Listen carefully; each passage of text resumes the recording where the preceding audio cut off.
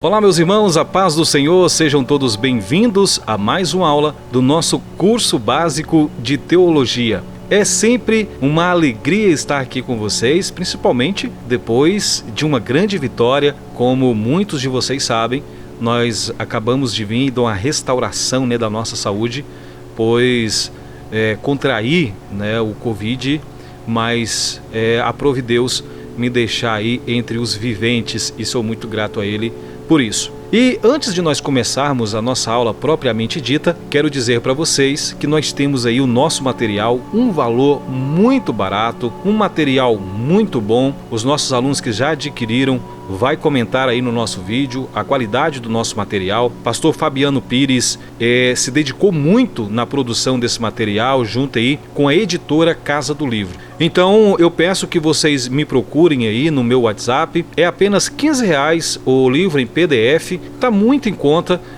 diante aí da qualidade desse material. Tenho uma pequena reflexão para passar para vocês. Como que está a sua vida espiritual? Ela está no automático ou ela está no manual? No automático você deixa aí, no manual você tem todo um cuidado, todo um zelo. Então que você possa observar, que você possa refletir como que está a sua vida espiritual. A sua oração já está no automático? A sua oração está repetitiva? Todo dia a mesma oração? Quanto tempo tem que você não lê a sua Bíblia?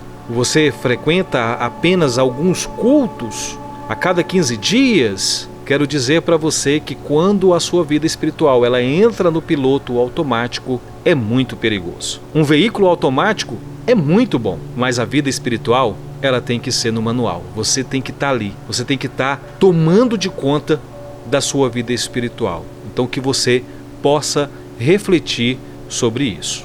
Hoje a nossa aula é sobre o livro de Números e o autor, como nós já sabemos, de todo o Pentateuco, o livro de Gênesis, Êxodo, Levítico, Números, Deuteronômio, é da autoria de Moisés, conforme vários registros deixam isso bem claro.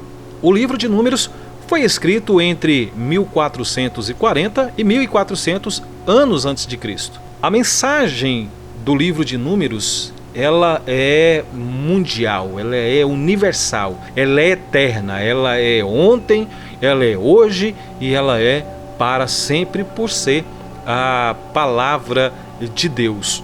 Essa mensagem ela vai relembrar, ela vai trazer a nossa memória da guerra espiritual na qual nós estamos engajados.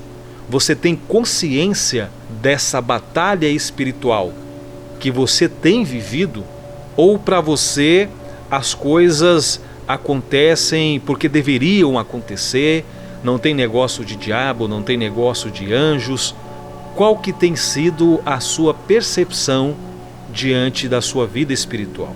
Pois Números, esse livro que nós vamos aprender sobre ele hoje, é o livro do serviço e caminhar do povo de Deus. Como que está a sua caminhada com Deus? Como que está o seu trabalho com Deus?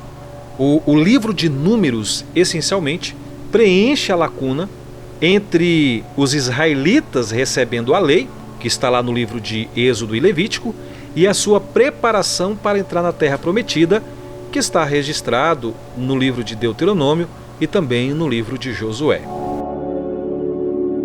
Todos os nossos livros que nós temos estudados da Palavra de Deus, a gente tem procurado trazer à luz aos alunos, trazer aí para reflexão os versículos chaves de cada um desses livros. E nós temos aqui alguns que nós separamos para estar trazendo para você. Números capítulo 6, versículos 24 a 26. Esse versículo, ele é tremendo, ele é uma bênção sacerdotal. O Senhor te abençoe e te guarde, o Senhor faça resplandecer o rosto sobre ti e tenha misericórdia de ti, o Senhor sobre ti levante o rosto e te dê a paz. nós temos registrado no Novo Testamento a bênção apostólica, agora nós temos aqui a bênção sacerdotal. O Senhor te abençoe e te guarde, o Senhor faça resplandecer o rosto sobre ti e tenha misericórdia de ti, o Senhor sobre ti levante o rosto e te dê a paz. Que você possa ficar com esse versículo no seu coração e que você possa tomar posse dessa palavra. Em Números capítulo 12, versículos 6 a 8, está escrito o seguinte: Então disse: Ouve agora as minhas palavras. Se entre vós há profeta, eu, o Senhor, em visão a ele, me faço conhecer ou falo com ele em sonhos. Não é assim com o meu servo Moisés, que é fiel em toda a minha casa. Boca a boca falo com ele, claramente, e não por enigmas, pois ele vê a forma do Senhor. Como, pois, não temestes falar contra o meu servo, contra Moisés?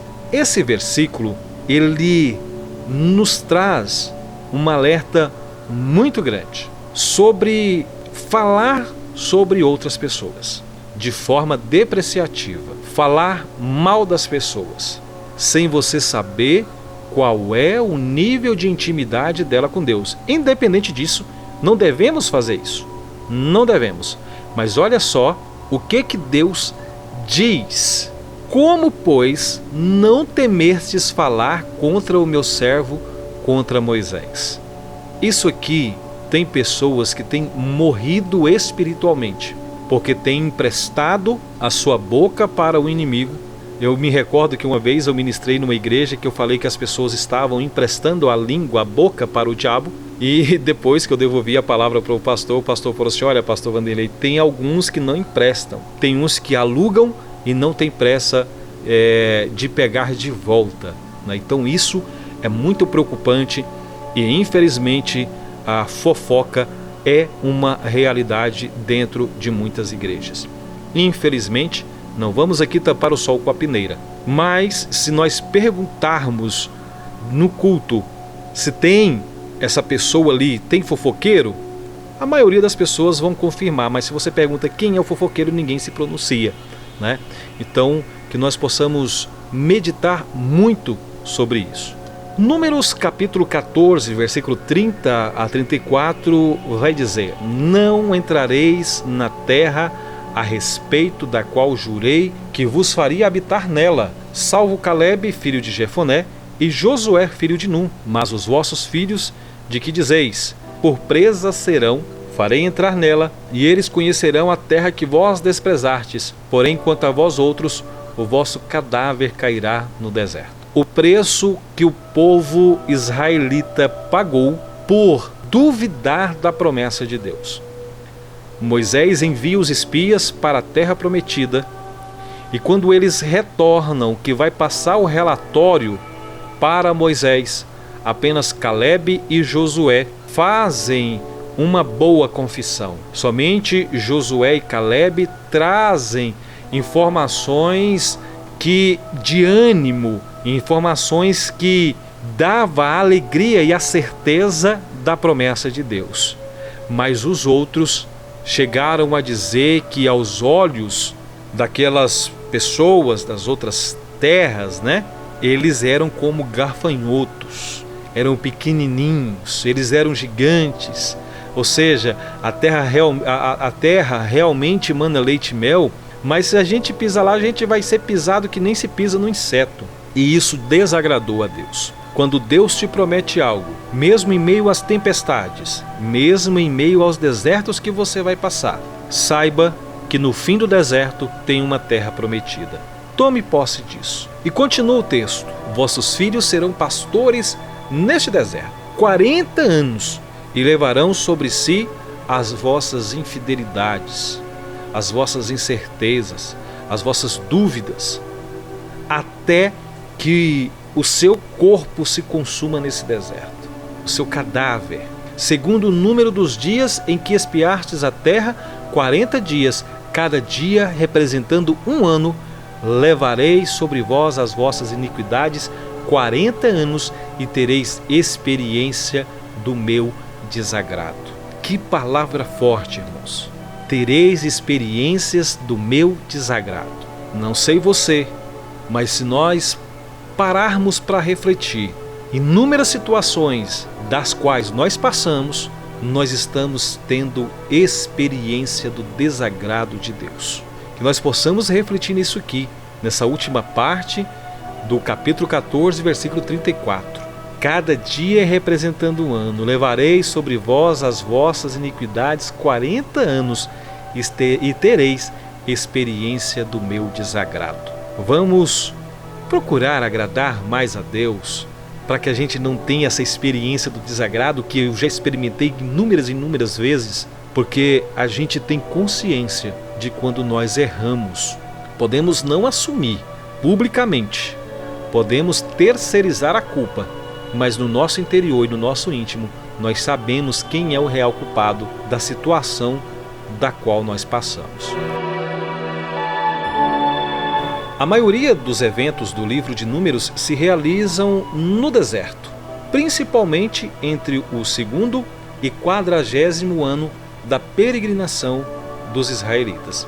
Os primeiros 25 capítulos do livro relatam a experiência da primeira geração de Israel no deserto, enquanto que o resto do livro descreve as experiências da segunda geração. O tema de obediência e rebelião, seguidas de arrependimento e bênção, percorrem todo o livro, assim como todo o Antigo Testamento. O tema da santidade de Deus continua do livro de Levítico ao livro de Números, o qual o livro de Números, que nós estamos estudando, revela a instrução e preparação de Deus do seu povo para entrar na terra prometida de Canaã. A importância do livro de Números é indicada por ser mencionado no Novo Testamento muitas vezes. Vale lembrar que muitas pessoas desprezam o Antigo Testamento. Muitas pessoas dizem, mas isto está escrito no Antigo Testamento. Meus irmãos, é praticamente impossível existir o Novo sem ter existido o Velho, tá? É praticamente impossível disso acontecer. Para que nós possamos saber de onde veio a geração atual, nós precisamos voltar no tempo aí na genealogia. Nós precisamos voltar na genealogia. Então, se você, porventura, em algum momento, desprezou o Antigo Testamento, não faça isso. E outra coisa, outro detalhe muito importante: não use textos isolados do Antigo Testamento, do Novo Testamento, para defender um ponto de vista seu. Nós não podemos usar somente a apologética, nós temos que praticar também a exegese, que é a interpretação correta do texto. O Espírito Santo chamou uma atenção especial a esse livro na primeira carta de Paulo aos Coríntios, capítulo 10, do versículo 1 ao 12. As palavras "estas coisas se tornaram exemplo para nós" se referem ao pecado dos israelitas e ao desagrado de Deus com eles. Olha só aqui que interessante. Paulo vai dizer: estas coisas se tornaram exemplos para nós. Que coisas são essas? O pecado dos israelitas durante a peregrinação no deserto e o desagrado de Deus com eles, da murmuração, da dúvida. Isso desagradou a Deus. E quantas vezes, torno a repetir, a gente tem desagradado a Deus, temos pecado e esse pecado que nós praticamos traz esse desagrado, fazendo com que muitas vezes a gente perca bênçãos que estão prontas para nós, mas por causa da nossa desobediência, essa bênção ela vai tardando até que nós estejamos prontos. Não é que Deus tarda, a gente é que retarda a bênção na nossa vida. Meus irmãos, nós ficamos por aqui. Eu espero que você tenha aprendido bastante com esta aula e que Deus continue te abençoando.